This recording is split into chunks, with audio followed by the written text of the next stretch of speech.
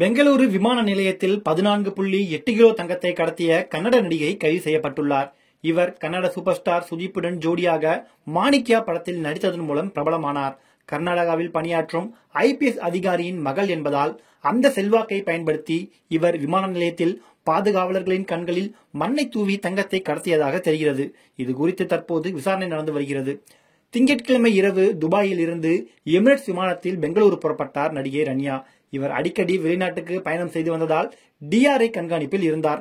அவர் தனது ஆடைகளில் தங்க கட்டிகளை மறைத்து வைத்தும் கண்ணுக்கு தெரியாதபடி தங்கத்தை கடத்தி செல்வதாக அதிகாரிகளுக்கு தகவல் வந்ததை அடுத்து அவரது உடைமைகளை பரிசோதனை செய்த போது அதில் இருந்த 14.8 கிலோ தங்கத்தை பறிமுதல் செய்தனர். மாணிக்யா படத்தில் நடித்து பிரபலமான ரன்யா கர்நாடகாவில் பணியாற்றும் DGP தரவரிசை IPS அதிகாரியின் மகளாவார்.